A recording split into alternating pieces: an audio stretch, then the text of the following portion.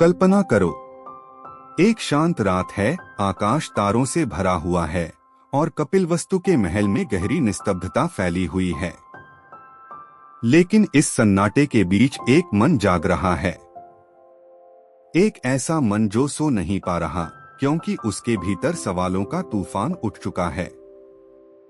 यह कहानी है सिद्धार्थ की, एक ऐसे राजकुमार की जिसके पास सब कुछ था, फिर भी कुछ कमी थी। बचपन से ही उसे हर सुख दिया गया, हर दुख से बचाया गया, जैसे जीवन को एक सुनहरे पिंजरे में बंद कर दिया गया हो। महल के भीतर संगीत, नृत्य, सुगंधित बाग, सेवकों की भीड़, सब कुछ था, लेकिन सत्य नहीं था। क्योंकि उसके पिता चाहते थे कि वह कभी जीवन के कठोर सत्य, बुढ़ापा, बीमारी और मृत्यु को न देखे। लेकिन क्या सत्य को रोका जा सकता है? क्या जीवन की वास्तविकता को दीवारों में कैद किया जा सकता है? नहीं। और यही वह बिंदु है जहां से इस कहानी की शुरुआत होती है।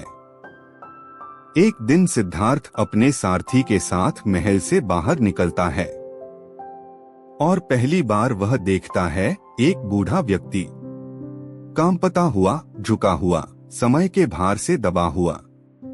सिद्धार्थ पूछता है, यह क्या है? और सारथी कहता है, यह बुढ़ापा है। हर किसी को यह सहना पड़ता है। उस क्षण जैसे किसी ने उसके भीतर की नींद तोड़ दी। हर किसी को? यह सवाल उसके भीतर गूंजने लगा। फिर वह आगे बढ़ता है और एक बीमार व्यक्ति को देखता है, दर्द से कराहता हुआ। फिर एक मृत शरीर, और फिर एक साधु, शांत, स्थिर, निर्विकार। इन चार दृश्यों ने उसकी पूरी दुनिया बदल दी। उसे समझ आने लगा कि जीवन केवल आनंद का नाम नहीं है, यह दुख से भरा हुआ है। लेकिन उस साधु के चेहरे पर जो शांति थी, वह कुछ अलग थी, जैसे उसने जीवन का कोई गहरा रहस्य पा लिया हो। और उसी क्षण सिद्धार्थ के भीतर एक बीज बोया गया, खोज का बीज, सत्य की खोज। क्या कोई ऐसा रास्ता है जिससे इस दुख का अंत हो सके? यह प्रश्न उसके जीवन का केंद्र बन गया। अब महल की विलासिता उसे बेकार लगने लगी, संगीत शोर जैसा लगने लगा, और आराम एक बोझ जैसा। वह रातें जागकर बिताने लगा, अपने ही मन से लड़ते हुए। क्या मैं केवल इस जीवन को जीने के लिए पैदा हुआ हूँ, या कोई गहरा उद्देश्य है? और फिर एक रात, जब सब सो रहे थे, उसने एक निर्णय लिया।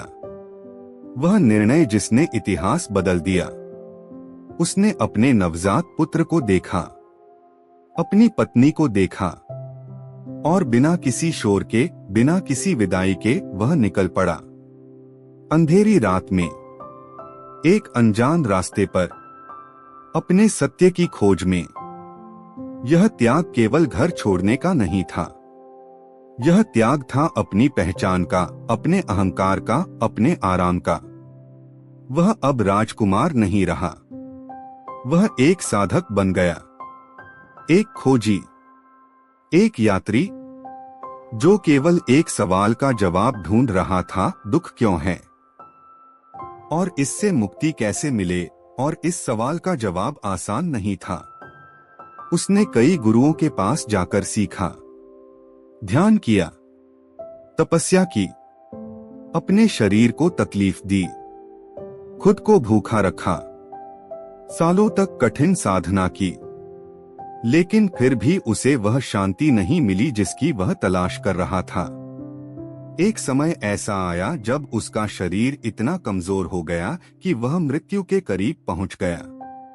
और उसी क्षण उसे एहसास हुआ, यह रास्ता भी सही नहीं है, क्योंकि अत्यधिक भोग और अत्यधिक तप दोनों ही चरम हैं, और सत्य कभी भी चरम में नहीं होता। सत्य हमेशा संतुलन में होता है। और यही था उसका सबसे बड़ा मोड़, मध्यम मार्ग, न ज्यादा भोग, न ज्यादा त्याग, बस संतुलन। और फिर एक दिन वह एक पीपल के पेड़ के नीचे बैठ गया, एक दृढ़ संकल्प के साथ, जब तक मुझे सत्य नहीं मिल जाता, मैं यहाँ से नहीं उठूंगा। यह कोई साधारण बैठना नहीं था। यह एक गहरा युद्ध था अपने ही मन के साथ। उसके भीतर डर आया, इच्छाएं आईं, भ्रम आए, लेकिन वह अडिग रहा जैसे एक पर्वत। और धीरे धीरे उसका मन शांत होने लगा, विचार थमने लगे, और उस गहरी शांति में उसे वह दिखाई दिया जो हमेशा से था, लेकिन जिसे वह कभी देख नहीं पाया था। सत्य, जागरण, बोध। और उसी क्षण सिद्धार्थ बुद्ध बन गया, जागृत। वह जिसने जान लिया कि दुख है, दुख का कारण है, दुख का अंत संभव है, और उस अंत का एक मार्ग है। लेकिन यह केवल शुरुआत थी, क्योंकि अब उसे यह ज्ञान दुनिया के साथ बांटना था, उन लोगों के लिए जो अभी भी अंधकार में थे। और यहीं से शुरू होती है उसकी यात्रा, एक गुरु के रूप में, एक मार्गदर्शक के रूप में। लेकिन उस कहानी की शुरुआत हम अगले भाग में करेंगे, क्योंकि यह केवल एक जीवन की कहानी नहीं है। यह हर उस व्यक्ति की कहानी है जो अपने भीतर शांति की तलाश कर रहा है। और शायद यह तुम्हारी भी कहानी है। वह सुबह अलग थी, जैसे पूरी प्रकृति ने एक नई शुरुआत की घोषणा कर दी हो। पेड़ों की पत्तियों से गिरती ओस, हल्की हवा की सरसराहट, और उस पीपल के पेड़ के नीचे बैठा हुआ एक व्यक्ति अब केवल सिद्धार्थ नहीं रहा। वह अब जाग चुका था, वह अब बुद्ध था। लेकिन यह जागरण किसी चमत्कार की तरह अचानक नहीं आया था। यह हजारों सवालों, संघर्षों, असफलताओं और गहरे आत्मसंघर्ष का परिणाम था। जब उसने आंखें खोली तो दुनिया वही थी, लेकिन देखने वाला बदल चुका था। अब उसे हर चीज वैसी ही दिख रही थी जैसी वह वास्तव में है, बिना किसी भ्रम, बिना किसी विकृति के। और सबसे पहली बात जो उसने समझी वह थी दुख। जीवन में दुख है, यह कोई नकारात्मक सोच नहीं थी, बल्कि एक सच्चाई थी। जन्म से लेकर मृत्यु तक हर इंसान किसी न किसी रूप में दुख से गुजरता है। चाहे वह इच्छा का दुख हो, खोने का दुख हो, या न पाने का दुख। और फिर उसने दूसरा सत्य जाना, दुख का कारण है, और वह कारण है तृष्णा, चाह, लालसा।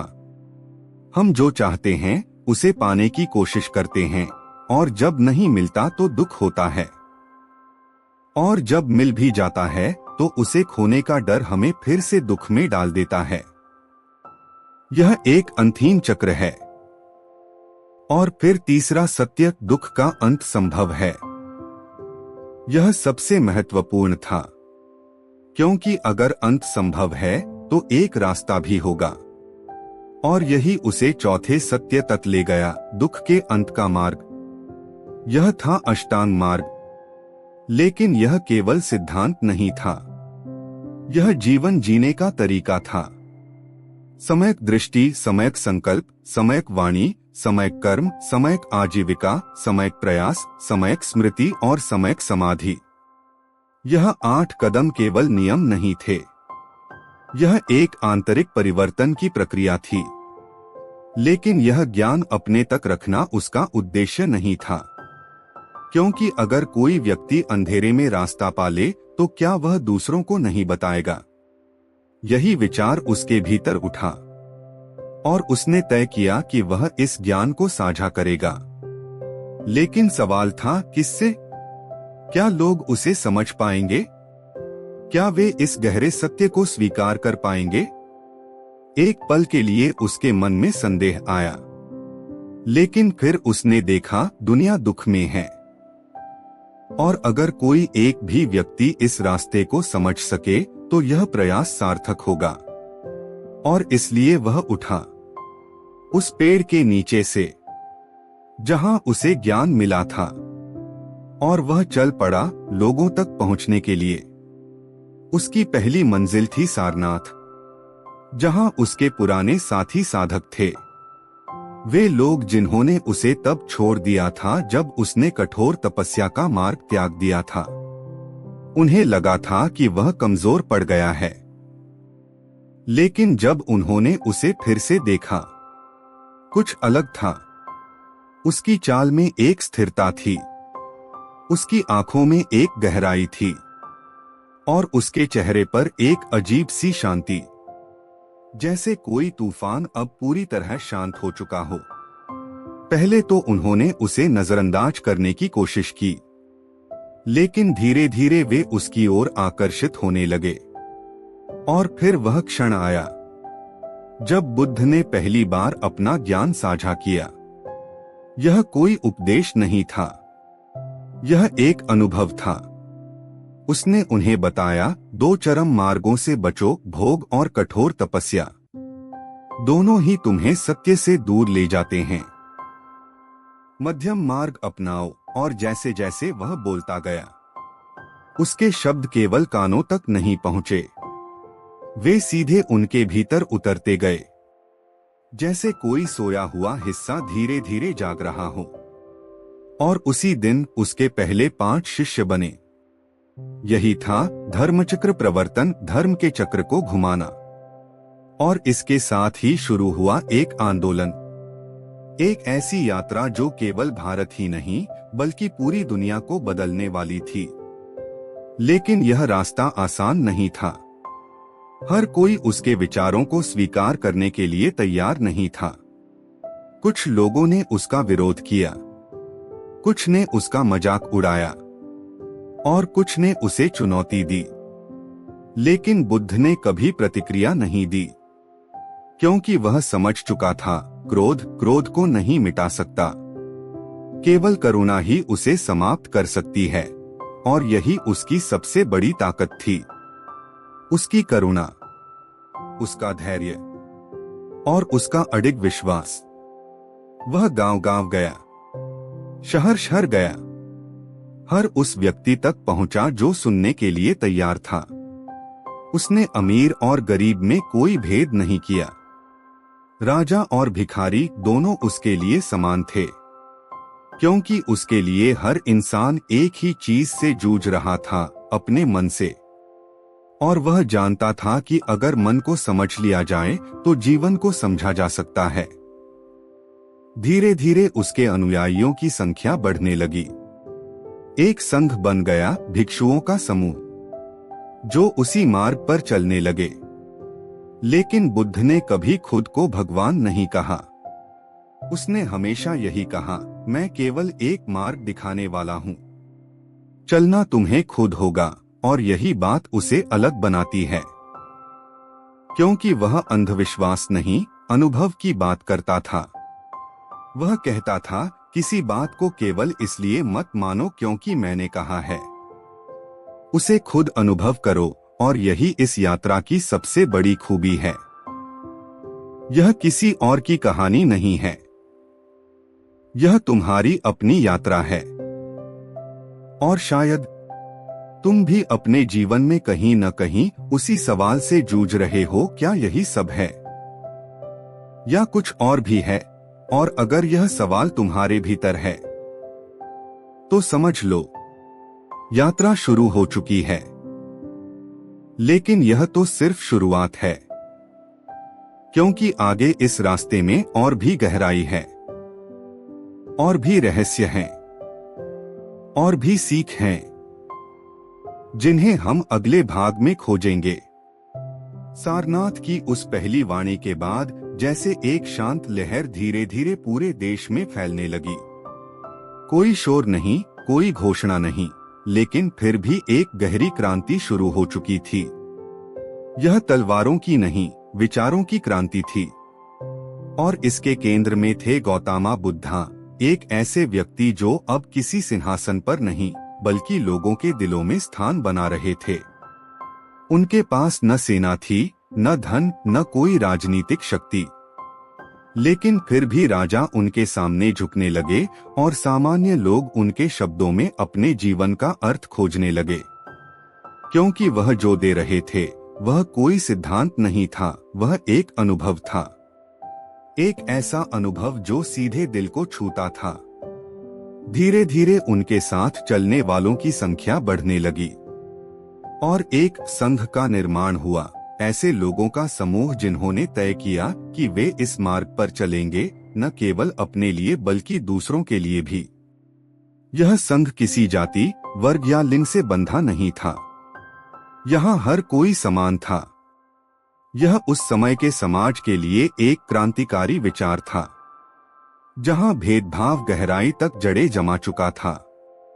लेकिन बुद्ध ने साफ कहा, मनुष्य को उसके कर्म से पहचाना जाता है, जन्म से नहीं। और यह बात लोगों के भीतर गहराई से उतरने लगी। एक बार एक अत्यंत धनी व्यापारी उनके पास आया। उसके पास सब कुछ था, धन, प्रतिष्ठा, शक्ति, लेकिन भीतर खालीपन था। उसने पूछा, मुझे शांति क्यों नहीं मिलती? बुद्ध ने मुस्कुराकर कहा, क्योंकि तुम बाहर ढूंढ रहे हो, जबकि जो तुम खोज रहे हो वह भीतर है। यह कोई जादुई उत्तर नहीं था, लेकिन यही सच्चाई थी और यही उनकी शिक्षा का मूल था। अपने भीतर देखो। एक और घटना। एक स्त्री अपने मृत बच्चे को गोद में लेकर उनके पास आई। उसकी आंखों में पागलपन था, दर्द था। उसने कहा, मेरे बच्चे को जीवित कर दो। यह एक असंभव मांग थी, लेकिन बुद्ध ने उसे मना नहीं किया। उन्होंने कहा, ठीक है, तुम एक ऐसे घर से सरसों के दाने ले आओ जहां कभी किसी की मृत्यु न हुई हो। वह स्त्री गांव-गांव भटकती रही। हर घर से उसे सरसों तो मिलती, लेकिन साथ में एक कहानी भी मिलती। किसी ने अपने पिता को खोया था, किसी ने माँ को, किसी ने बच्चे को। धीरे धीरे उसे समझ आने लगा, मैं अकेली नहीं हूँ, और उसी समझ ने उसके दर्द को बदल दिया। वह वापस आई, खाली हाथ, लेकिन एक नए दृष्टिकोण के साथ। यह कोई चमत्कार नहीं था, यह समझ का चमत्कार था। और यही बुद्ध का तरीका था। वह समस्या को खत्म नहीं करते थे, बल्कि देखने का नजरिया बदल देते थे। क्योंकि जब नजरिया बदलता है तो अनुभव बदल जाता है। लेकिन यह रास्ता केवल दूसरों को सिखाने का नहीं था, यह खुद को हर पल देखने का भी था। बुद्ध ने अपने शिष्यों से कहा, अपने विचारों को देखो, क्योंकि वही तुम्हारे कर्म बनते हैं और तुम्हारे कर्म ही तुम्हारा भविष्य बनाते हैं। यह कोई धार्मिक बात नहीं थी, यह मनोविज्ञान था, जीवन का विज्ञान। और जितना अधिक लोग इसे समझने लगे, उतना ही उनका जीवन बदलने लगा।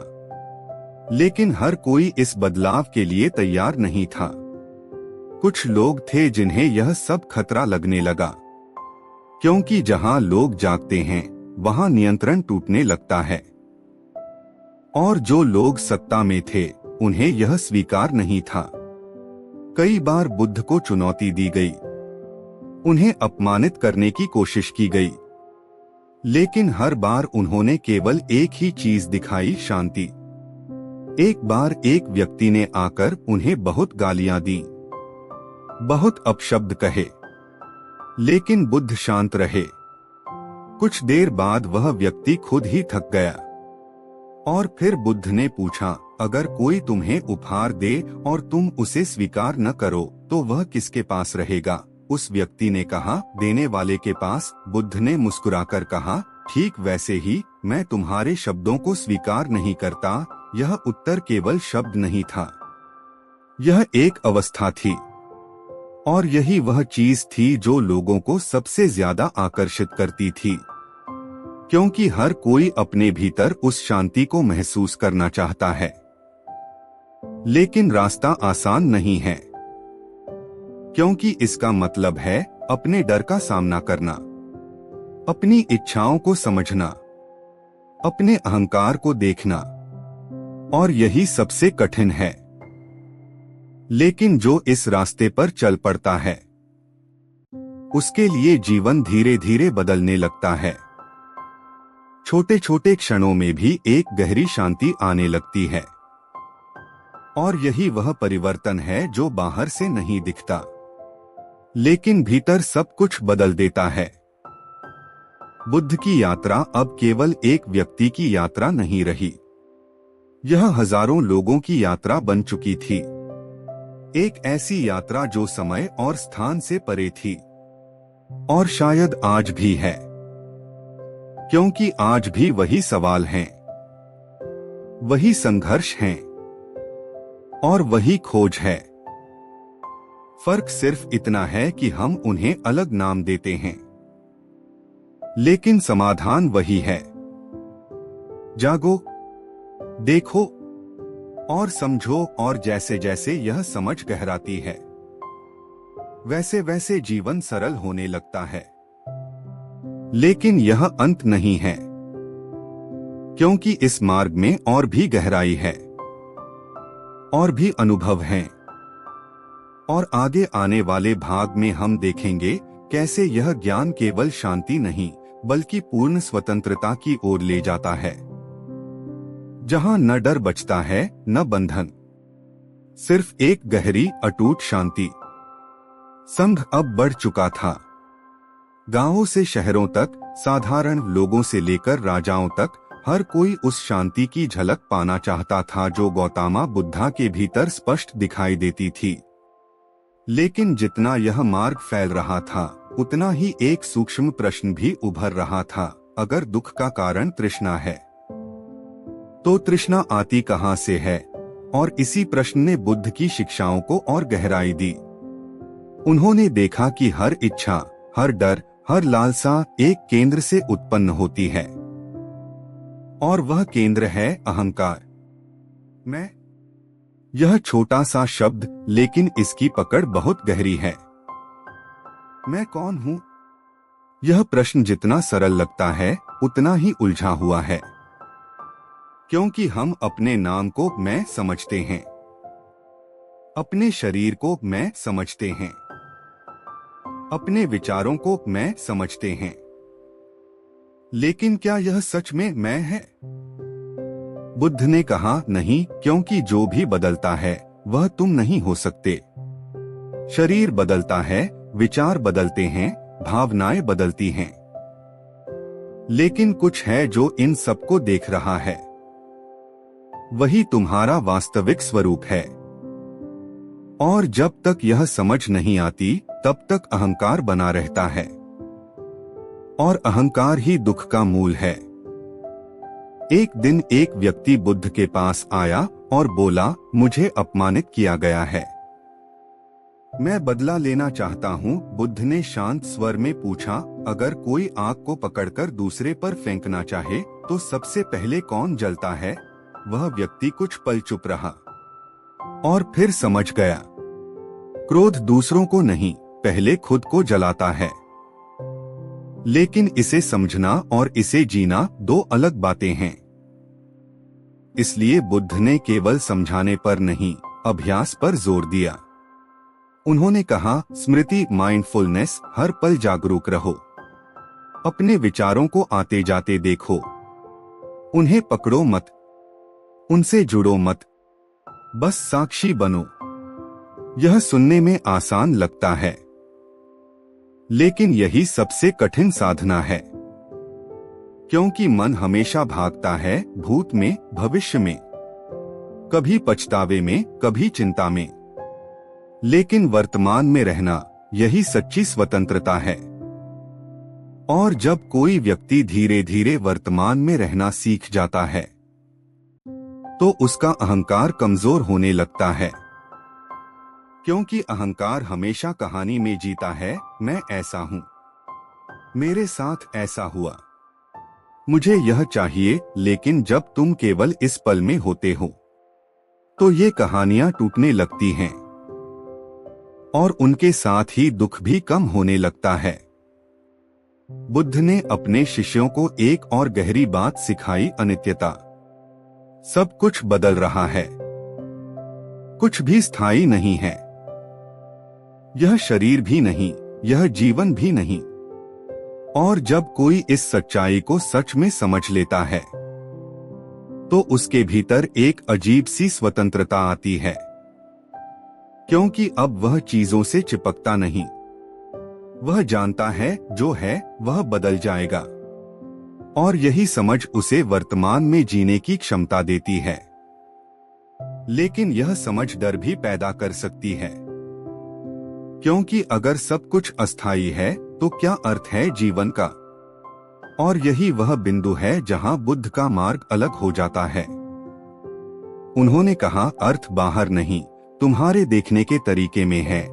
जब तुम बिना पकड़ के जीते हो, बिना अपेक्षा के प्रेम करते हो, बिना डर के जीते हो, तभी जीवन का असली स्वाद आता है। यह कोई दर्शन नहीं, यह अनुभव है। और इस अनुभव तक पहुंचने के लिए तुम्हें अपने भीतर की उस अंतिम दीवार को तोड़ना होगा, अहंकार की दीवार। लेकिन यह दीवार एक दिन में नहीं टूटती, यह धीरे धीरे गिरती है। हर बार जब तुम अपने विचार को केवल एक विचार की तरह देखते हो, हर बार जब तुम प्रतिक्रिया देने के बजाय समझते हो, हर बार जब तुम अपने मैं को थोड़ा ढीला छोड़ते हो, तब यह दीवार कमजोर होती है।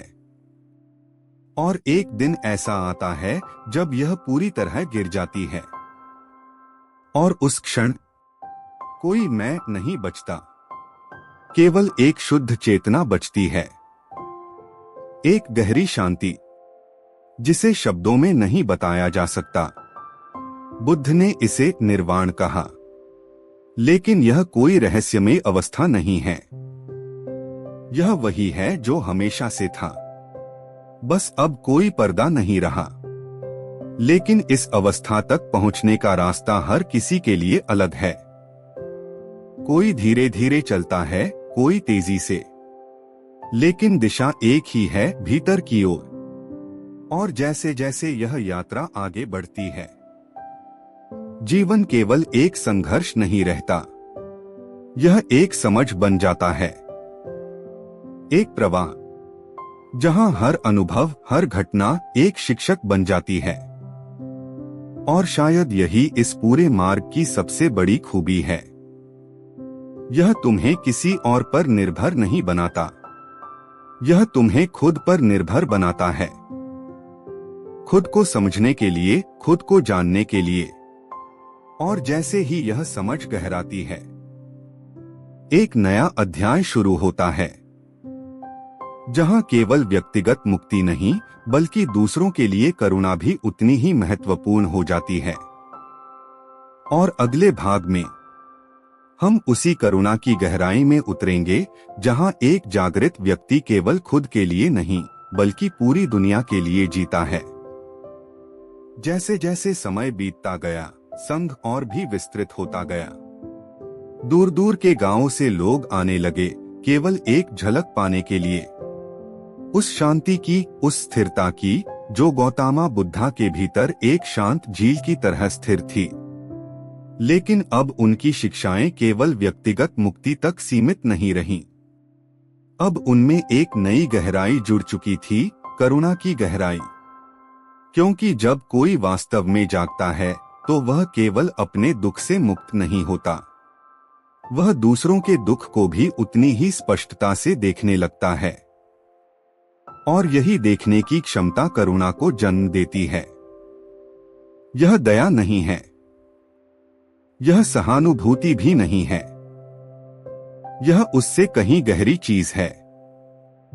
यह वह अवस्था है जहां तुम और दूसरा दो नहीं रहते, जहां किसी और का दर्द तुम्हारा अपना दर्द बन जाता है, और फिर मदद करना कोई विकल्प नहीं रहता, वह तुम्हारी स्वाभाविक प्रतिक्रिया बन जाती है।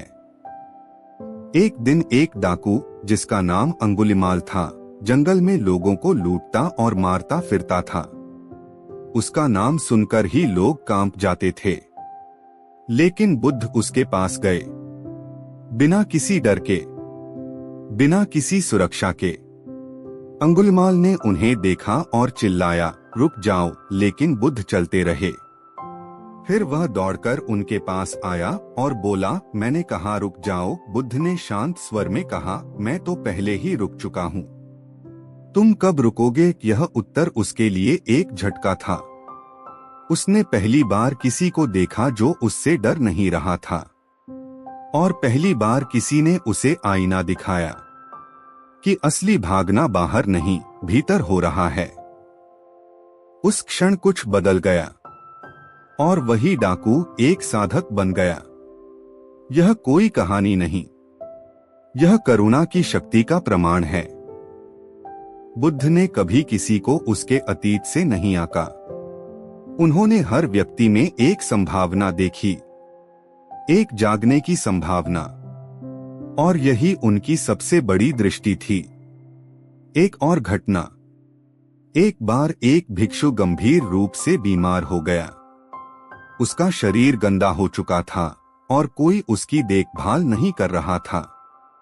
जब बुद्ध वहां पहुंचे तो उन्होंने खुद उसके शरीर को साफ किया, उसे नहलाया और फिर अपने शिष्यों से कहा, जिसने मेरी सेवा करनी है वह बीमार की सेवा करे। यह केवल शब्द नहीं थे, यह एक जीवन जीने का तरीका था। उन्होंने दिखाया कि आध्यात्मिकता केवल ध्यान में बैठने का नाम नहीं है। यह हर उस क्षण में प्रकट होती है जहां तुम किसी और के लिए कुछ करते हो, बिना किसी स्वार्थ के, बिना किसी पहचान के। लेकिन करुणा का यह मार्ग भी आसान नहीं है, क्योंकि इसका मतलब है अपने मैं को पीछे रखना और दूसरों को आगे लाना। और यही वह जगह है जहां अहंकार फिर से सामने आता है। मैं क्यों मदद करूं? मुझे क्या मिलेगा? लेकिन जब तुम सच में समझ जाते हो तो यह सवाल खुद ही खत्म हो जाता है, क्योंकि तब तुम यह नहीं देखते कि तुम क्या दे रहे हो, तुम केवल यह देखते हो कि क्या आवश्यक है। और यही सच्ची करुणा है।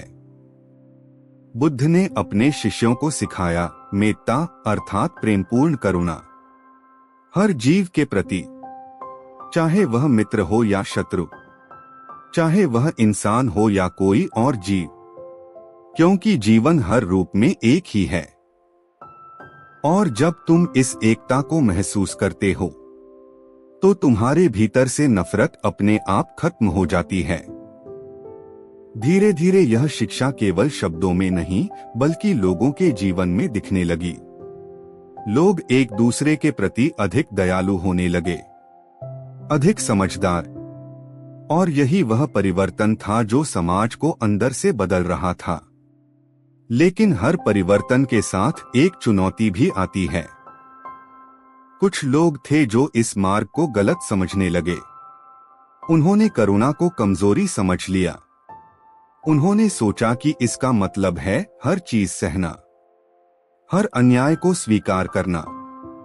लेकिन बुद्ध ने स्पष्ट किया, करुणा का मतलब यह नहीं कि तुम अंधे हो जाओ। इसका मतलब है कि तुम जागरूक रहो लेकिन कठोर न बनो। यह संतुलन ही इस मार्ग की असली परीक्षा है, क्योंकि बिना जागरूकता के करुणा तुम्हें कमजोर बना सकती है और बिना करुणा के जागरूकता तुम्हें कठोर बना सकती है। लेकिन जब दोनों साथ आते हैं तो एक ऐसी शक्ति बनती है जो न केवल तुम्हें बल्कि पूरे वातावरण को बदल सकती है। और यही वह अवस्था है जहां एक व्यक्ति केवल अपने लिए नहीं जीता, वह एक प्रकाश बन जाता है। एक ऐसा प्रकाश जो बिना कुछ कहे भी दूसरों को रास्ता दिखाता है। और शायद यही इस पूरी यात्रा का उद्देश्य है, खुद को इतना साफ कर लेना, इतना शांत कर लेना कि तुम्हारा अस्तित्व ही एक संदेश बन जाए। लेकिन यह अंत नहीं है, क्योंकि अभी भी इस मार्ग में एक अंतिम समझ बाकी है। एक ऐसी समझ जो सभी सवालों को समाप्त कर देती है।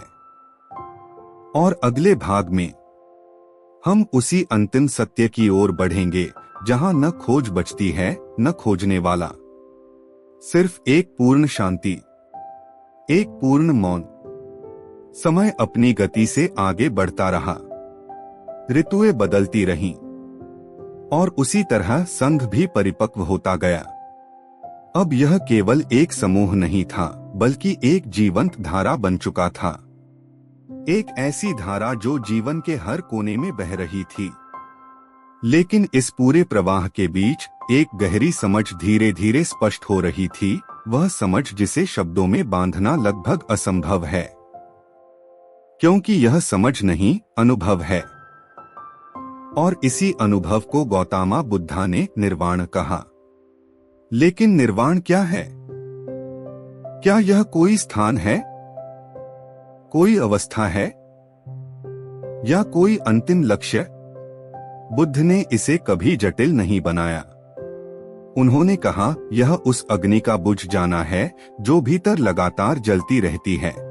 यह अग्नि है इच्छाओं की, डर की, आसक्ति की।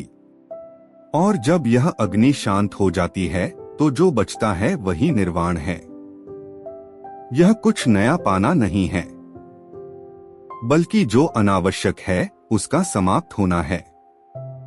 जैसे जब बादल हट जाते हैं तो आकाश अपने आप प्रकट हो जाता है, उसी तरह जब मन के विकार शांत हो जाते हैं तो तुम्हारा वास्तविक स्वरूप प्रकट हो जाता है। लेकिन यह सुनने में जितना सरल लगता है उतना ही गहरा है, क्योंकि हमारा पूरा जीवन इन्हीं इच्छाओं और पहचान के इर्द गिर्द बना होता है।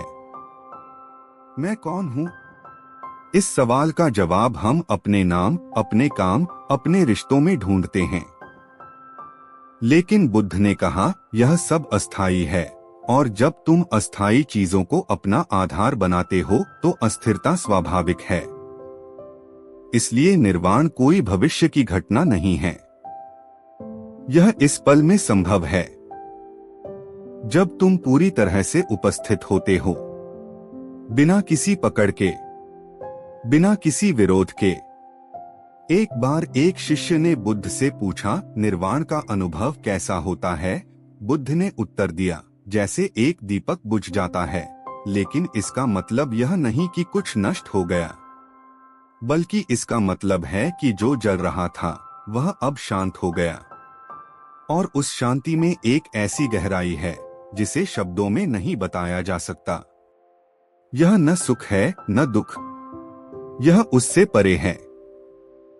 यह एक संतुलन है, एक स्थिरता, जहां कुछ भी तुम्हें हिला नहीं सकता।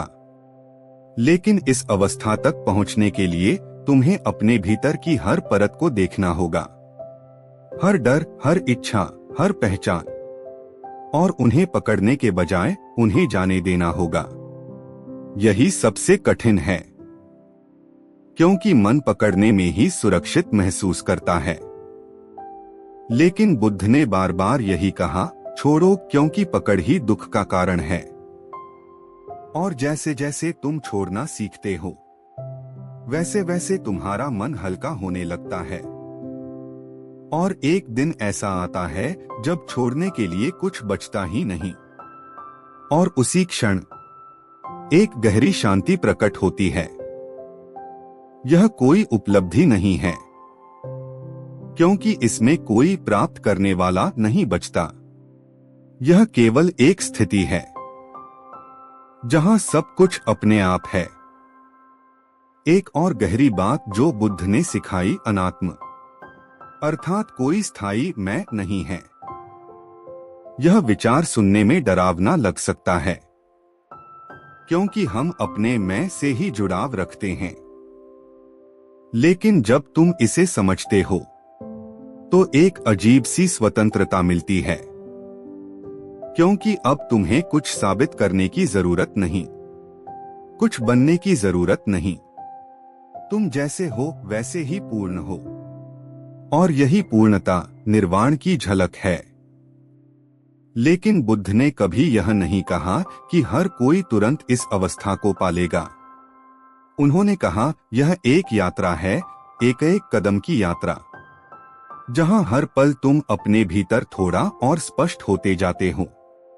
और यही स्पष्टता धीरे धीरे तुम्हें उस अंतिम शांति की ओर ले जाती है।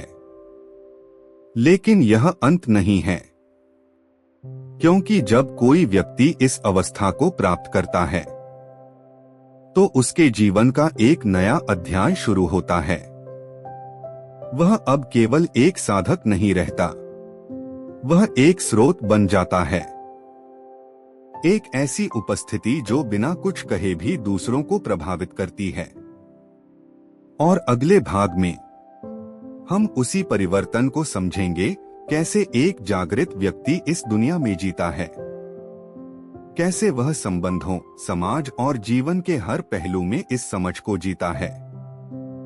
क्योंकि असली परीक्षा ध्यान में नहीं, जीवन में होती है, जहां हर क्षण तुम्हें यह अवसर देता है जागने का या फिर सोए रहने का। निर्वाण की उस गहरी शांति को जान लेने के बाद भी जीवन रुकता नहीं। सूरज वैसे ही उगता है, लोग वैसे ही चलते हैं, संसार अपने पूरे शोर और गति के साथ चलता रहता है। फर्क बस इतना आता है कि देखने वाला बदल चुका होता है। और यही वह रहस्य है जिसे बहुत कम लोग समझ पाते हैं, क्योंकि वे सोचते हैं कि जागरण का मतलब है दुनिया से दूर हो जाना, सब कुछ छोड़ देना। लेकिन गौतम बुद्धा ने जो जीकर दिखाया वह कुछ और ही था। उन्होंने संसार को छोड़ा नहीं, उन्होंने उसे समझा और फिर उसी समझ के साथ उसमें जिया। यही है जागृत जीवन, जहां हर क्रिया, हर शब्द, हर सांस एक ध्यान बन जाती है। अब ध्यान केवल आंखें बंद करके बैठने तक सीमित नहीं रहता।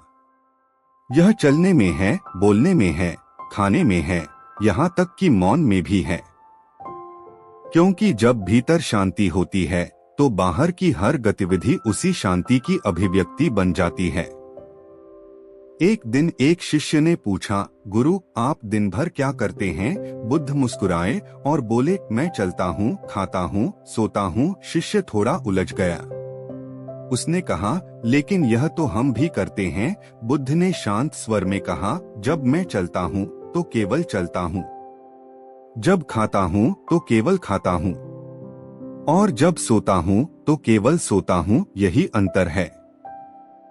हम जब चलते हैं तो हमारा मन कहीं और होता है, जब खाते हैं तो सोच कहीं और होती है, और यही बिखराव हमें थका देता है।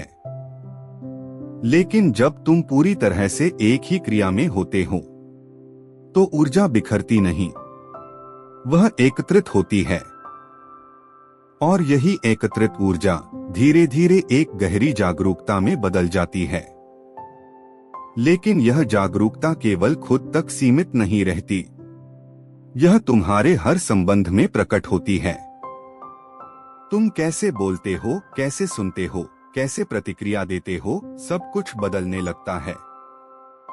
अब तुम प्रतिक्रिया नहीं करते, तुम समझते हो, और समझ से जो भी निकलता है वह हमेशा संतुलित होता है। एक बार एक व्यक्ति बहुत क्रोधित होकर बुद्ध के पास आया। वह उन्हें अपमानित करने लगा, लेकिन बुद्ध शांत बैठे रहे। उनके चेहरे पर वही स्थिरता थी, वही करुणा। कुछ देर बाद वह व्यक्ति खुद ही थक गया और फिर बोला, क्या आपको गुस्सा नहीं आता? बुद्ध ने कहा, अगर कोई तुम्हें एक जलती हुई मशाल दे तो क्या तुम उसे पकड़ लोगे? उसने कहा, नहीं। बुद्ध बोले, ठीक वैसे ही मैं क्रोध को स्वीकार नहीं करता। यह केवल उत्तर नहीं था, यह जीने का तरीका था। और यही वह बात है जो जागृत जीवन को अलग बनाती है। यह बाहरी परिस्थितियों पर निर्भर नहीं करता, यह भीतर की अवस्था पर आधारित होता है। लेकिन इसका मतलब यह नहीं कि एक जागृत व्यक्ति कभी दुख महसूस नहीं करता। वह भी दुख को देखता है, वह भी दर्द को महसूस करता है। लेकिन फर्क यह है कि वह उसमें खोता नहीं, वह उसे देखता है, समझता है और उसे जाने देता है। यही स्वतंत्रता है। और जैसे जैसे यह स्वतंत्रता गहराती है, जीवन में एक सहजता आ जाती है। अब कुछ भी जबरदस्ती नहीं होता, सब कुछ अपने आप होता है। जैसे एक नदी बहती है बिना प्रयास के, बिना संघर्ष के। लेकिन इस सहजता के साथ एक जिम्मेदारी भी आती है, क्योंकि जब तुम जागते हो तो तुम्हारे आसपास के लोग भी उस जागरूकता को महसूस करते हैं और धीरे धीरे वे भी बदलने लगते हैं, बिना किसी उपदेश के, बिना किसी दबाव के, केवल तुम्हारी उपस्थिति से। यही है असली प्रभाव और यही कारण है कि बुद्ध जहां भी गए वहां परिवर्तन हुआ। उन्होंने किसी को मजबूर नहीं किया, उन्होंने केवल रास्ता दिखाया और जो तैयार थे वे खुद ही उस रास्ते पर चल पड़े। लेकिन हर कोई तैयार नहीं होता। कुछ लोग होते हैं जो इस जागरूकता से डरते हैं, क्योंकि इसका मतलब है अपने भ्रम को छोड़ना, अपनी झूठी पहचान को देखना, और यह आसान नहीं है। इसलिए बुद्ध ने हमेशा यही कहा, धीरे चलो, लेकिन रुकना मत, क्योंकि यह कोई दौड़ नहीं है, यह एक यात्रा है और हर किसी की गति अलग होती है, लेकिन दिशा एक ही है, भीतर की ओर। और जैसे जैसे तुम इस दिशा में आगे बढ़ते हो, तुम्हें एहसास होता है कि जो तुम खोज रहे थे वह कभी खोया ही नहीं था, वह हमेशा से तुम्हारे भीतर था, बस तुम उसे देख नहीं पा रहे थे। और जब यह देखना शुरू होता है तो जीवन एक नया अर्थ ले लेता है। अब यह केवल जीने का नाम नहीं रहता, यह समझने का नाम बन जाता है, अनुभव करने का नाम बन जाता है। और शायद यही इस पूरे मार्ग का सार है कि तुम अपने ही जीवन के साक्षी बन जाओ, बिना किसी निर्णय के, बिना किसी डर के।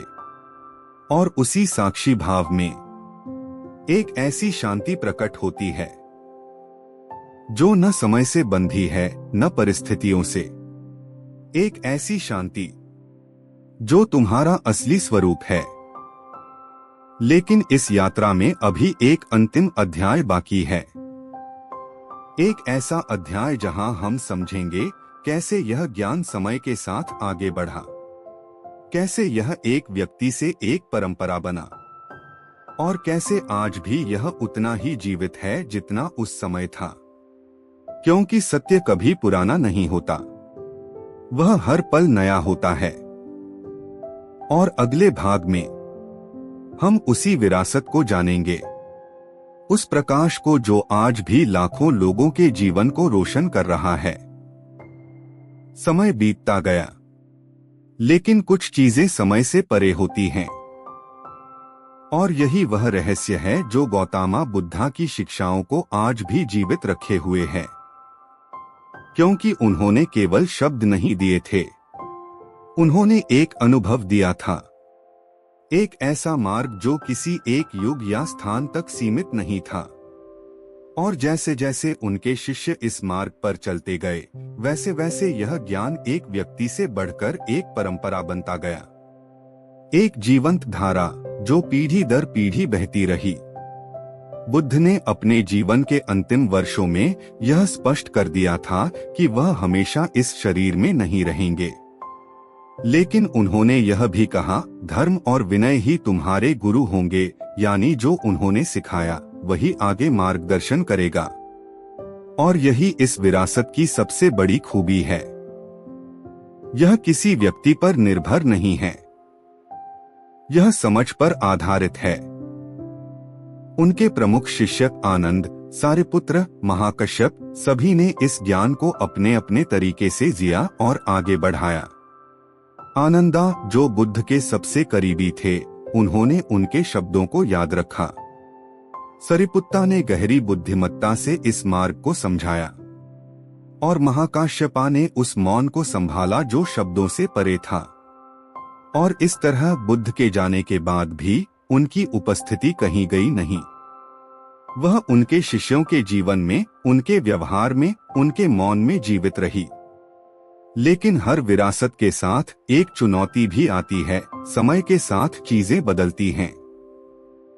लोग शब्दों को पकड़ लेते हैं और अनुभव को भूल जाते हैं। और यही खतरा यहाँ भी था। इसलिए कई बार संघ के भीतर मतभेद भी हुए, अलग अलग व्याख्याएं सामने आईं। लेकिन फिर भी मूल सत्य वही रहा, दुख है और उससे मुक्ति संभव है। धीरे धीरे यह शिक्षा भारत से बाहर भी फैलने लगी, अलग अलग देशों में, अलग अलग संस्कृतियों में, और हर जगह इसने खुद को नए रूप में ढाला। कहीं यह ध्यान के रूप में प्रकट हुई, कहीं करुणा के रूप में, कहीं अनुशासन के रूप में। लेकिन इसकी जड़ हमेशा वही रही, जागरूकता। और यही कारण है कि आज भी हजारों साल बाद लोग इस मार्ग की ओर आकर्षित होते हैं, क्योंकि समस्या वही है और समाधान भी वही है। आज का इंसान भी उसी दौड़ में है, कुछ पाने की, कुछ बनने की, और उसी दौड़ में वह खुद को खो देता है। लेकिन जब वह रुकता है और अपने भीतर देखता है, तो उसे वही सवाल मिलता है जो कभी सिद्धार्थ के भीतर उठा था, क्या यही सब है? और यही सवाल इस पूरी यात्रा की शुरुआत है। बुद्ध की शिक्षाएं आज किताबों में हैं, मठों में हैं, ध्यान केंद्रों में हैं। लेकिन असली सवाल यह नहीं है कि वे कहाँ हैं। असली सवाल यह है, क्या वे तुम्हारे जीवन में हैं? क्योंकि अगर यह केवल ज्ञान बनकर रह जाए तो इसका कोई अर्थ नहीं। यह तब जीवित होता है जब तुम इसे जीते हो, जब तुम अपने हर निर्णय में जागरूकता लाते हो, जब तुम अपने हर संबंध में करुणा लाते हो, जब तुम अपने हर अनुभव को बिना पकड़ के देखते हो। और यही वह जगह है जहां यह विरासत केवल इतिहास नहीं रहती, यह तुम्हारा वर्तमान बन जाती है। एक बार किसी ने पूछा, क्या बुद्ध फिर से जन्म लेंगे? और एक ज्ञानी ने उत्तर दिया, जब भी कोई पूरी तरह से जागता है, बुद्ध वहीं जन्म लेते हैं। इसका मतलब यह नहीं कि वही व्यक्ति वापस आएगा। इसका मतलब है कि वह चेतना, वह समझ हर उस व्यक्ति में प्रकट हो सकती है जो तैयार है। और शायद यही इस पूरी कहानी का सबसे सुंदर पहलू है कि यह किसी एक व्यक्ति की कहानी नहीं है, यह एक संभावना की कहानी है। एक ऐसी संभावना जो हर इंसान के भीतर है। और जैसे जैसे तुम इस संभावना को पहचानते हो, वैसे वैसे तुम्हारा जीवन बदलने लगता है। धीरे धीरे, बिना किसी शोर के, बिना किसी दबाव के, बस एक शांत परिवर्तन। और यही वह विरासत है जो गौतम बुद्धा हमें देकर गए। कोई धर्म नहीं, कोई बंधन नहीं, सिर्फ एक मार्ग, एक प्रकाश। और अब यह तुम पर है कि तुम इस प्रकाश को केवल देखना चाहते हो या उसमें चलना चाहते हो, क्योंकि यात्रा अभी भी जारी है और हर पल तुम्हें बुला रही है, जागने के लिए, समझने के लिए और अंततः खुद को जानने के लिए। अब कहानी अपने उस मोड़ पर आ चुकी है जहां शब्द धीरे धीरे अपना भार खोने लगते हैं, क्योंकि जितना गहरा सत्य होता है उतना ही वह शब्दों से बाहर निकल जाता है। और यही वह बिंदु था जहां गौतम बुद्धा की शिक्षाएं भी एक नए स्तर पर प्रवेश करने लगी थीं। अब वे केवल समझाने वाले नहीं रहे थे, अब उनकी उपस्थिति ही एक संदेश बन चुकी थी। लोग उनके पास आते और कभी कभी बिना कोई प्रश्न पूछे ही लौट जाते, क्योंकि उनके भीतर वह शांति बोल चुकी होती थी जो किसी उत्तर से ज्यादा गहरी होती है। और यही वह रहस्य है जिसे बहुत कम लोग समझ पाते हैं कि हर प्रश्न का उत्तर शब्दों में नहीं होता, कुछ उत्तर मौन में मिलते हैं। एक बार एक शिष्य ने उनसे पूछा, गुरु, अंतिम सत्य क्या है? पूरा आश्रम शांत हो गया, हवा भी जैसे ठहर गई। बुद्ध कुछ क्षण चुप रहे, फिर हल्की मुस्कान के साथ उन्होंने अपना हाथ उठाया और कुछ नहीं कहा, बस मौन। और वह मौन इतना गहरा था कि शिष्य के भीतर का प्रश्न खुद ही गिर गया। क्योंकि जब मन पूरी तरह उपस्थित होता है तो प्रश्नों की जरूरत नहीं रहती। लेकिन लोग अक्सर सोचते हैं कि मौन खालीपन है, जबकि बुद्ध ने दिखाया कि मौन सबसे भरा हुआ अनुभव है, क्योंकि उसमें कोई संघर्ष नहीं, कोई द्वंद्व नहीं, कोई विभाजन नहीं, केवल होना, केवल यह क्षण। समय के इस अंतिम चरण में बुद्ध अब किसी भी विचार को पकड़कर नहीं रखते थे। न वे किसी को बदलने की कोशिश करते थे, न किसी को समझाने की जिद। वे केवल मौजूद रहते थे, और यही उनकी सबसे बड़ी शिक्षा बन गई थी, उपस्थिति। क्योंकि जब कोई व्यक्ति पूरी तरह उपस्थित होता है तो वह बिना बोले भी बहुत कुछ कह देता है, और बिना सिखाए भी बहुत कुछ सिखा देता है। एक बार एक यात्री उनके पास आया। उसने पूछा, मैं बहुत थका हुआ हूँ, मुझे शांति चाहिए, मुझे रास्ता बताइए। बुद्ध ने उसकी ओर देखा और कहा, तुम अभी कहाँ हो? यात्री चुप हो गया, क्योंकि उसका मन कहीं और था, अतीत में, भविष्य में, डर में, चिंता में।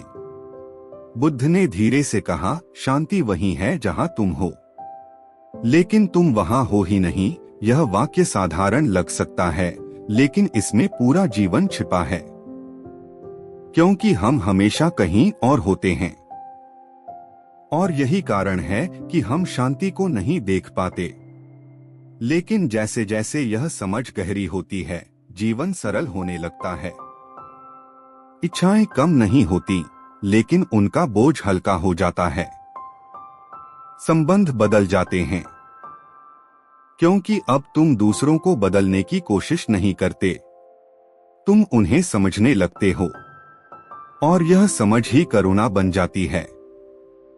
अब बुद्ध के पास आने वाले लोग केवल ज्ञान नहीं चाहते थे, वे एक उपस्थिति चाहते थे, एक ऐसा व्यक्ति जो उन्हें उनके अपने भीतर का प्रतिबिंब दिखा सके। लेकिन बुद्ध ने हमेशा यही कहा, मैं कोई नहीं हूँ जो तुम्हें कुछ दे सके, मैं केवल एक दर्पण हूँ। और यही दर्पण धीरे धीरे लोगों के भीतर उनकी अपनी वास्तविकता दिखाने लगा। कुछ लोग टूट गए, कुछ लोग जाग गए, और कुछ लोग मौन हो गए, लेकिन हर किसी के भीतर कुछ न कुछ बदल गया। क्योंकि सत्य जब सामने आता है तो वह हमेशा आरामदायक नहीं होता, वह झकझोरता है। लेकिन वही झकझोरना जागरण की शुरुआत है। और जैसे जैसे समय आगे बढ़ा, बुद्ध का जीवन भी अपने अंतिम चरण की ओर बढ़ने लगा। लेकिन उन्होंने कभी इसे अंत की तरह नहीं देखा। उनके लिए यह केवल एक और परिवर्तन था, क्योंकि जिसने जीवन को समझ लिया हो, उसके लिए मृत्यु भी केवल एक रूपांतरण है, एक अवस्था से दूसरी अवस्था में। और यही वह गहरी समझ थी जिसने उनके पूरे मार्ग को पूर्णता दी। अब न कोई यात्रा बची थी, न कोई खोज, केवल एक शांत प्रवाह, और उस प्रवाह में हर चीज अपने स्थान पर थी। लेकिन सबसे महत्वपूर्ण बात यह थी कि अब जो भी उनके संपर्क में आता था, वह अपने भीतर एक हल्का सा जागरण महसूस करता था, बिना किसी प्रयास के, बिना किसी निर्देश के। और शायद यही असली शिक्षा है कि जब तुम स्वयं जागते हो तो तुम्हें दूसरों को जगाने की जरूरत नहीं पड़ती। तुम स्वयं ही एक प्रकाश बन जाते हो, और वह प्रकाश अपने आप फैलता है, बिना शोर के, बिना घोषणा के। और इसी शांत फैलाव में एक पूरी परंपरा जीवित रहती है, जो आज भी सांस ले रही है। और अब कहानी यहाँ एक ठहराव पर आती है, लेकिन यह अंत नहीं है, क्योंकि जो समझ एक बार जन्म लेती है वह कभी समाप्त नहीं होती, वह केवल रूप बदलती है। और अगले भाग में हम इसी परिवर्तन की अंतिम परत को देखेंगे, जहां जीवन, मृत्यु और शून्यता तीनों एक ही सत्य में विलीन हो जाते हैं।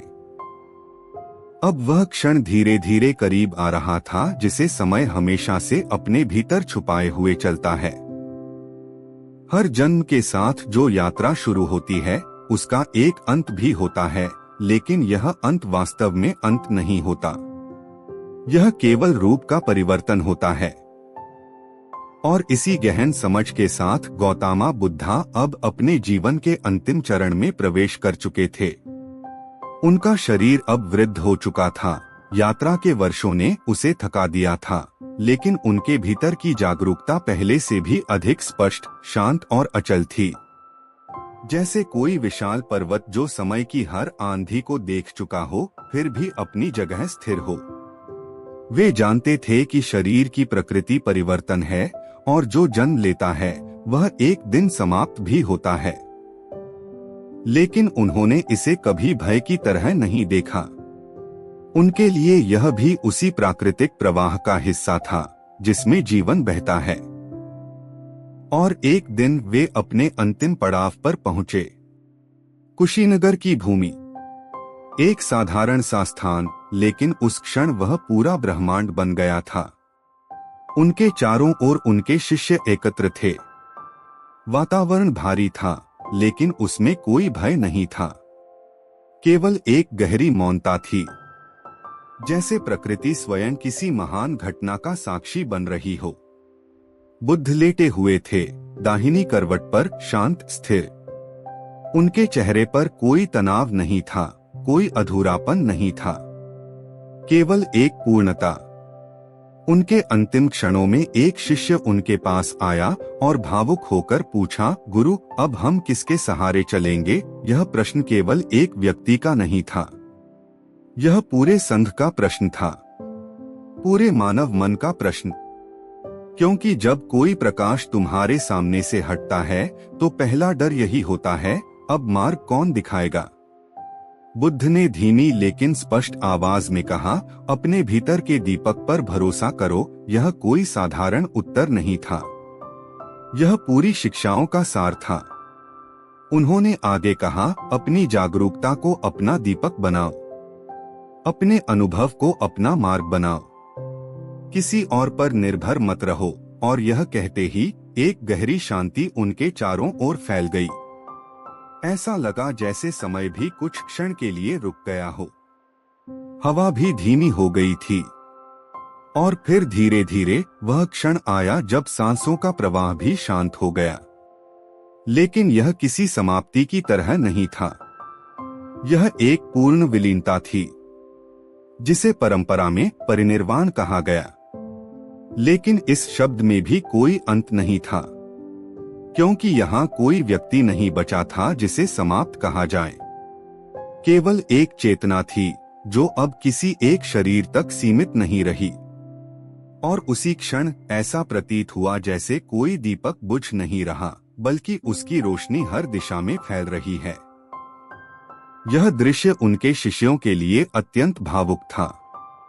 कुछ रोए, कुछ मौन हो गए, और कुछ को भीतर एक अजीब सी शांति का अनुभव हुआ, क्योंकि वे समझ रहे थे कि जो उन्होंने देखा है वह मृत्यु नहीं है, वह परिवर्तन है। और यह परिवर्तन हर उस चीज का स्वभाव है जो जन्म लेती है।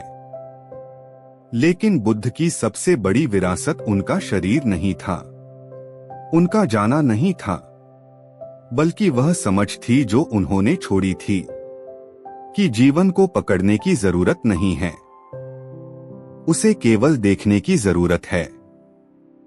और जब तुम उसे बिना पकड़ के देखते हो तो वह स्वयं अपना रहस्य खोल देता है।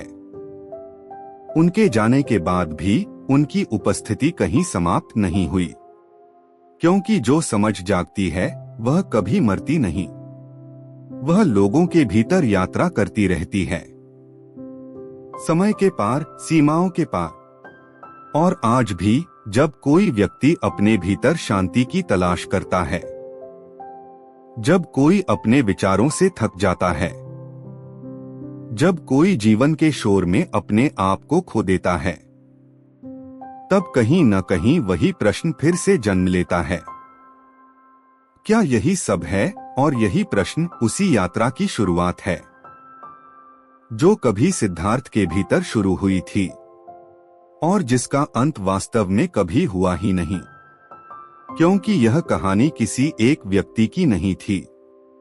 यह हर उस व्यक्ति की कहानी है जो अपने भीतर झांकने का साहस करता है।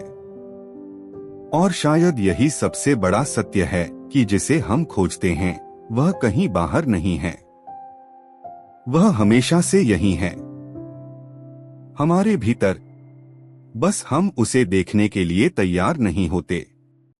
और जब हम देख लेते हैं तो न खोज बचती है न खोजने वाला, केवल एक शांत असीम अनंत अस्तित्व बचता है जो न जन्म लेता है न मरता है। और वही इस पूरी यात्रा का मौन संदेश है।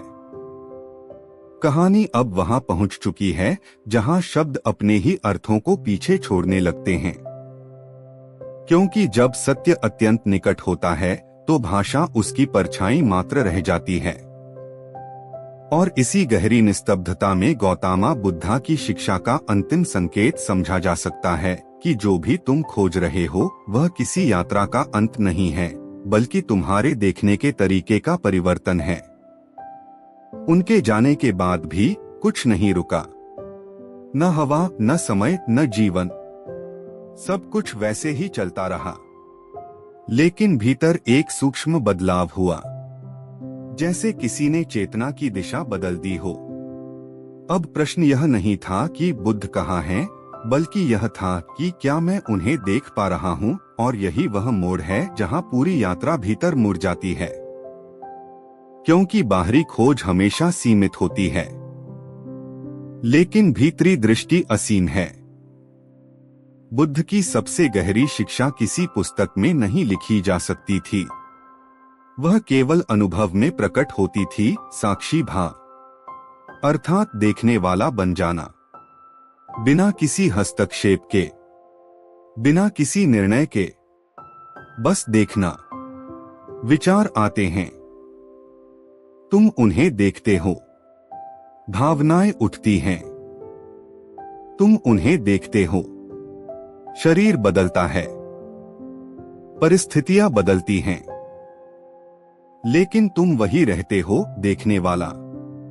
और जैसे ही यह समझ स्थिर होने लगती है, एक अजीब सी स्वतंत्रता जन्म लेती है, क्योंकि अब तुम किसी भी चीज से बंधे नहीं रहते, न सफलता से न असफलता से, न सुख से न दुख से। सब कुछ आता है और चला जाता है, लेकिन तुम उसमें खोते नहीं। और यही वास्तविक जागरण है। बुद्ध ने कभी यह नहीं कहा कि दुनिया से भाग जाओ, उन्होंने कहा दुनिया को देखो लेकिन उसमें खो मत जाओ। यही संतुलन है, यही मध्य मार्ग का अंतिम विस्तार है। लेकिन मन अक्सर इस बात को नहीं समझ पाता, वह या तो पकड़ना चाहता है या छोड़ देना चाहता है, जबकि सत्य न पकड़ में है न छोड़ने में, वह केवल देखने में है। एक बार एक शिष्य ने पूछा, जब सब कुछ बदल रहा है तो क्या कुछ भी स्थायी नहीं है? बुद्ध ने उत्तर दिया, स्थायित्व की खोज ही भ्रम है। यह वाक्य साधारण नहीं था, यह मन की पूरी संरचना को चुनौती देता है, क्योंकि मन हमेशा स्थायित्व चाहता है, रिश्तों में, विचारों में, पहचान में। लेकिन जीवन स्वभावतः प्रवाह है, और जब तुम प्रवाह के साथ संघर्ष करते हो तो दुख पैदा होता है। लेकिन जब तुम प्रवाह को देखना सीख जाते हो तो वही जीवन ध्यान बन जाता है। अब साधना किसी पहाड़ पर नहीं होती, वह हर कदम में होती है, हर सांस में होती है, हर मौन में होती है। और धीरे धीरे व्यक्ति यह समझने लगता है कि वह अलग नहीं है, वह उसी प्रवाह का हिस्सा है। न अलग शुरुआत न अलग अंत, केवल निरंतरता। और इस निरंतरता में एक गहरी शांति छिपी है। जो न किसी प्रयास से आती है न किसी उपलब्धि से। वह केवल तब प्रकट होती है जब प्रयास गिर जाता है, जब पाने की इच्छा समाप्त हो जाती है और जब तुम अपने आप को जीवन के सामने पूरी तरह खोल देते हो। और उसी खुलने में सब कुछ स्पष्ट हो जाता है। न कोई रहस्य बचता है, न कोई प्रश्न, केवल एक सरल शांत अस्तित्व जो स्वयं में पूर्ण है।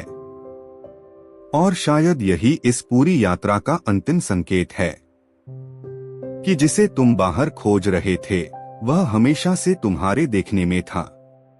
और जब देखना शुद्ध हो जाता है तो देखने वाला और देखा जाने वाला अलग नहीं रहते। सब कुछ एक ही चेतना में विलीन हो जाता है। और वहीं से जहां शब्द समाप्त होते हैं, वहीं से वास्तविक समझ शुरू होती है। अब यह यात्रा उस बिंदु पर आ चुकी है जहां किसी नए शब्द की आवश्यकता नहीं बचती, क्योंकि जो समझ सबसे गहरी होती है वह शब्दों से पहले और शब्दों के बाद भी मौजूद रहती है। और इसी मौन समझ की ओर अंतिम संकेत है गौतम बुद्धा की पूरी जीवन यात्रा। यह कहानी कभी केवल उनके शरीर की नहीं थी, यह हमेशा चेतना की कहानी थी। और चेतना का कोई अंत नहीं होता, केवल अभिव्यक्ति बदलती है। इसलिए जिसे लोग अंत कहते हैं वह वास्तव में एक नए देखने की शुरुआत होती है। उनके जाने के बाद भी कुछ भी समाप्त नहीं हुआ, क्योंकि जो वास्तव में जाग चुका होता है वह किसी एक रूप में सीमित नहीं रहता। उसकी शिक्षा हवा की तरह फैलती है, बिना आवाज के, बिना आकार के, और हर उस मन को छूती है जो सुनने के लिए तैयार होता है। अब सबसे महत्वपूर्ण बात यह नहीं है कि बुद्ध क्या थे, सबसे महत्वपूर्ण बात यह है कि तुम क्या देख रहे हो, क्योंकि यही पूरी यात्रा का सार है, दृष्टि का परिवर्तन। संसार नहीं बदलता, देखने वाला बदलता है। और जब देखने वाला बदल जाता है तो संसार नया हो जाता है। यह किसी चमत्कार की बात नहीं है, यह जागरूकता की सरलता है। और इसी सरलता को बार बार बुद्ध ने संकेतों में समझाया कि सत्य कहीं दूर नहीं है, वह इसी क्षण में है, इसी श्वास में है, इसी अनुभव में है। लेकिन हम उसे पकड़ने में इतने व्यस्त रहते हैं कि हम उसे देख ही नहीं पाते। और यही मानव मन की सबसे बड़ी भूल है। वह जिसे खोज रहा है वह उसी खोज में खो जाता है।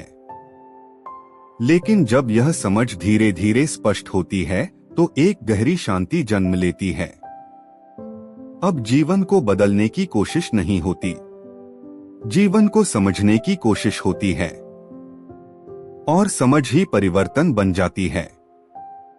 अब कोई संघर्ष नहीं रहता, क्योंकि अब कोई मैं नहीं बचता जो संघर्ष करे, केवल जीवन बचता है जैसा वह है, बिना किसी व्याख्या के, बिना किसी विरोध के। और यही वह अवस्था है जहां बुद्धत्व कोई उपलब्धि नहीं रह जाता, वह एक स्वभाव बन जाता है, एक सहजता, एक मौन उपस्थिति।